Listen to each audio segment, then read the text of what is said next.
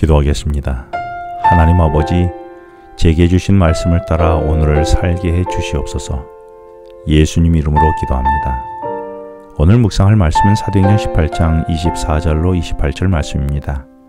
바울은 18개월 동안 고린도에서 복음을 전한 후에 고린도의 갱그리아 항구에서 배를 타고 떠나 에베소에 도착하게 되었습니다.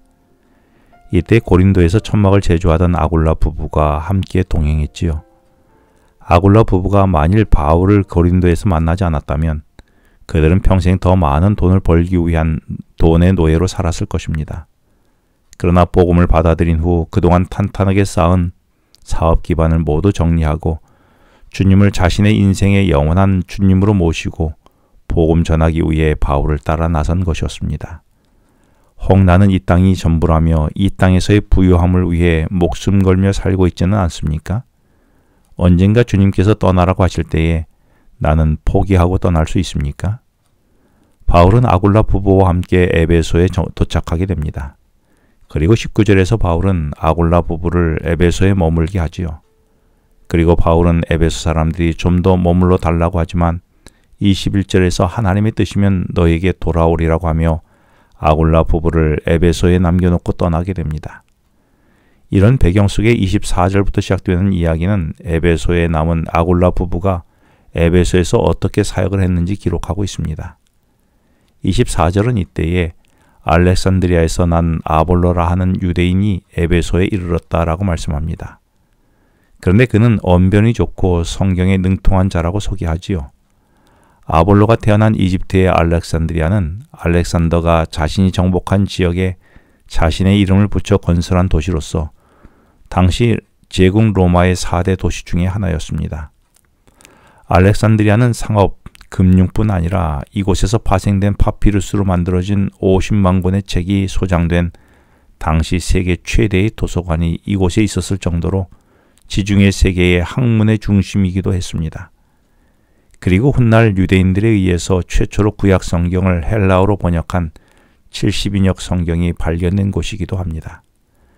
그래서 알렉산드리아 사람들은 자신의 높은 학문에 대해 긍지를 갖고 있었지요. 그래서 알렉산드리아에서 온 아볼로도 언변이 뛰어나고 성경에 능통한 유대인이었다라고 말하고 있는 것입니다. 그런데 아볼로는 지식과 언변이 뛰어난 이 유대인이어서 해박한 지식으로 성경은 잘 가르쳤지만 아쉬운 것은 25절에서 그가 요한의 침례만 알 따름이라고 했습니다. 이 말은 침례 요한 이후에 예수님이 십자가의 고난과 부활로 성취된 복음의 완결을 알지 못했다는 말이었습니다. 이때 26절에서 보면 브리스길라와 아굴라가 회당에서 그가 전하는 말씀을 듣게 됩니다. 이때 그가 전하는 복음이 온전하지 못함을 알고 그에게 다가가 따로 데려다가 바울로부터 배운 예수 그리스도의 십자가의 복음에 대해서 상세하게 설명해 주었던 것입니다. 여기 26절에서 주목되는 것은 브리스길라와 아굴라가 아볼로가 전하는 말씀을 듣고 즉석에서 공개적으로 아볼로의 미흡한 부분을 보완해 주려고 하지 않았다는 것입니다.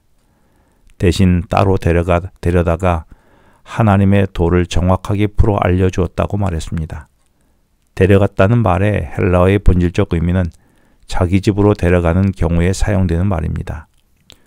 당시 집에서 손님을 맞이하려면 손님을 자기 집으로 데려가 발을 씻겨주고 음식을 대접하는 것까지 포함했습니다.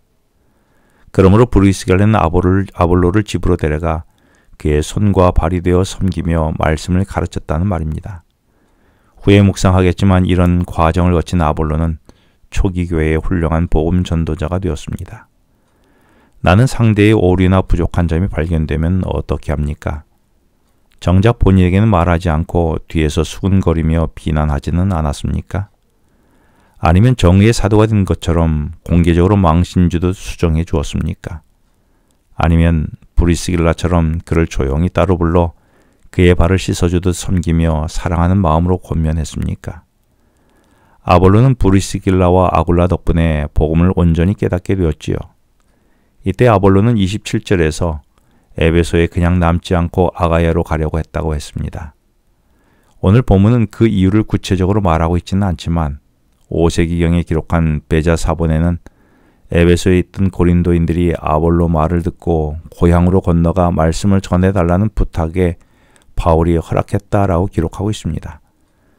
그래서 아볼로가 바울이 1년 6개월간 머물며 기초를 닦았던 고린도 교회를 성경에 능통하고 언변이 좋은 아볼로가 고린도에서 힘있게 복음을 전파함으로 말로 그리스도인들을 눌렀던 유대인들을 제압했다라고 28절에 기록합니다.